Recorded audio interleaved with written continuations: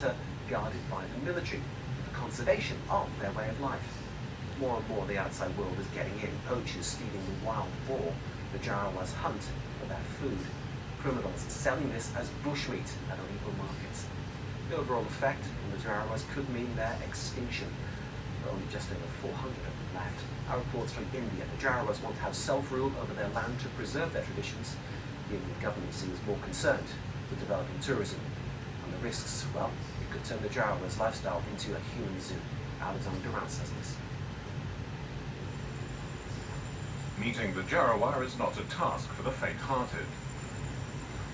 They live on one of the largest islands of the Andaman archipelago off the coast of India. There are no more than 420 of them. Reaching them means trekking 115 kilometers across their reserve. After walking for several days, we finally made contact.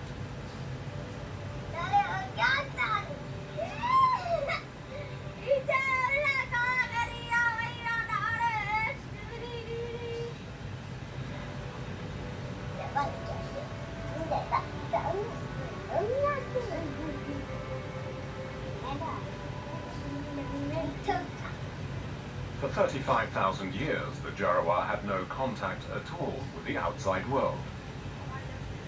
Let's see who can shoot the furthest.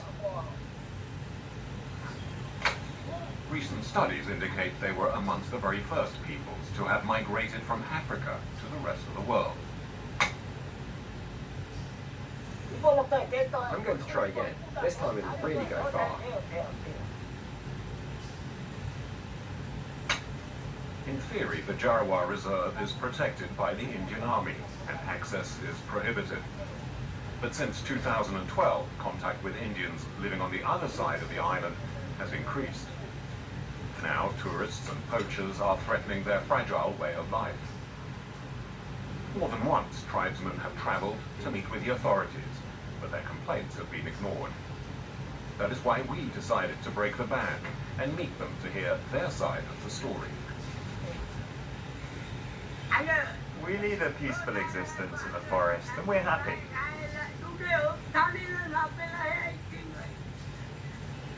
We have everything we need here. The trees bear a lot of fruit, and the flowers are magnificent.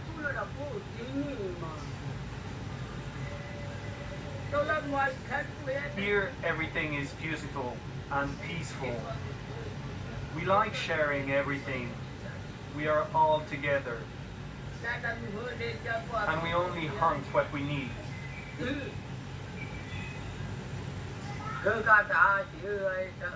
But before, there were no strangers here. Today, they're getting closer and closer to us. The Jarowa are pygmies and hunter-gatherers. Their way of life has hardly changed since the Stone Age.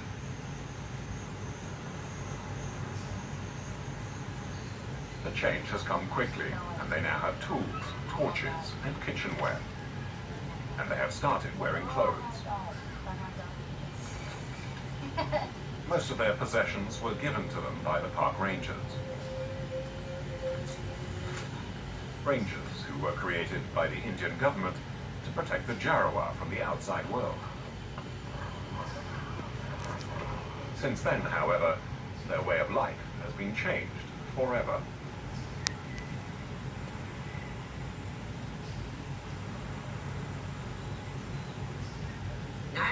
Before, there were no metal pots.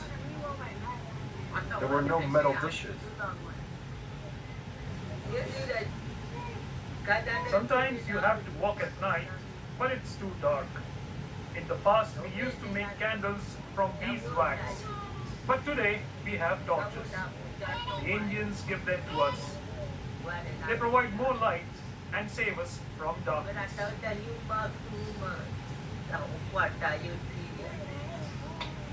Today was all of that. Things have changed. Today, we can walk at night. In the early hours of the morning, the men go hunting.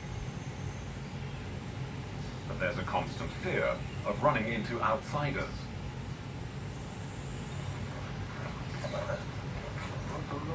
In spite of the rangers' patrols, dozens of armed poachers hunt with impunity on their land.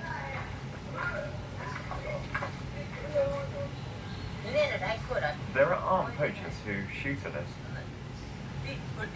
They steal from us. They try to scare us.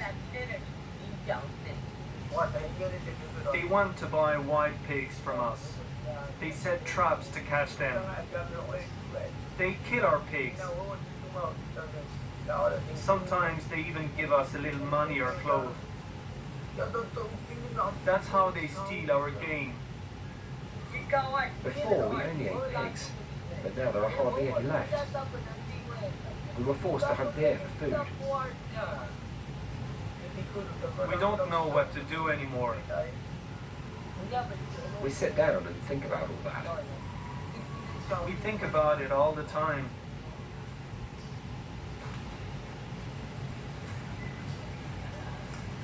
After the wild pigs, it's deer.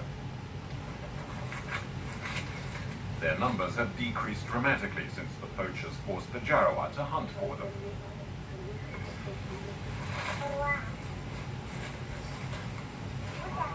Wild game is being sold illegally on the Indian market. But the Jarowair have even worse things to tell us.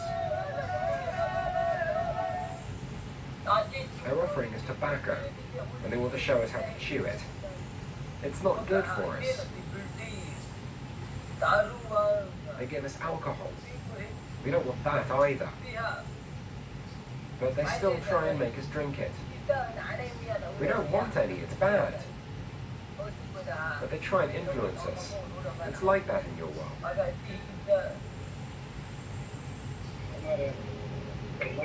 The Jarowair have been given a tiny glimpse of our world, but the increasing number of tourists is starting to make them feel like exhibits in a zoo.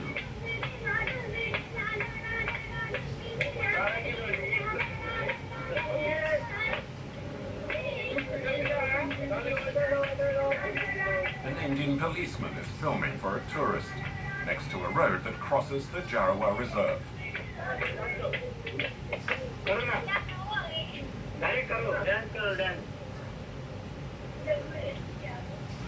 None of the tourists on the Andaman Islands wants to talk about these photo safaris, except for one guide who wishes to remain anonymous. 70 to 80% of Indian tourists who arrive in Andaman, in their package, like it's always there, like, you know, just to have a look, like how these Jaroirs are, like. And that became actually a commercial business for all these travel agents in Port Pitt. And people are taking in photographs, and they are selling their CDs, like, you know, naked ladies dancing. I feel like it's actually sort of an exploitation, like these innocent Aboriginal. They sound very, very familiar, right? Now look at that. At the beginning of the road of the same See what that signs, say? you will see I'm trying to stop that right there. Like they're animals. Look at that.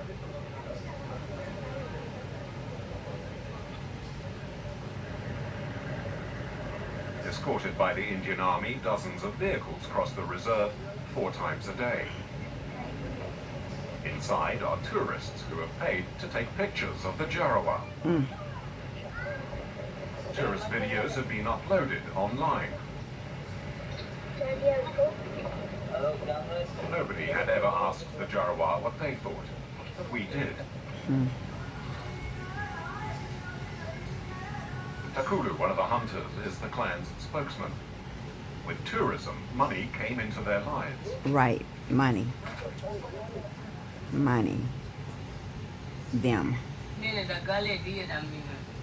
Over there, they give us money to go shopping.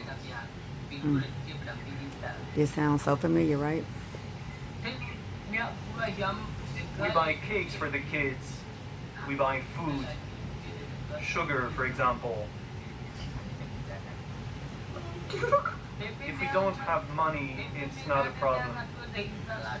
But in the shop, if we don't have money, we can't buy cakes.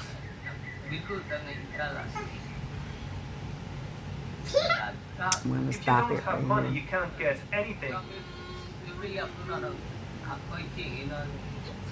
We don't like going on the road. It's very bad. We don't like going there. With the Indian government focusing on developing the archipelago, the plight of the Jarawa seems to come a distant second to other concerns. Especially now the Andaman Islands have become the most popular destination for India's new middle class. The ruling nationalist BJP party is denying the Jarawa the right to self-determination, something the Jarawa say is unacceptable. Turned into a spokesperson to We me. don't like the outside world.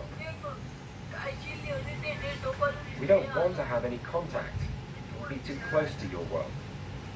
We want to stay the way we are.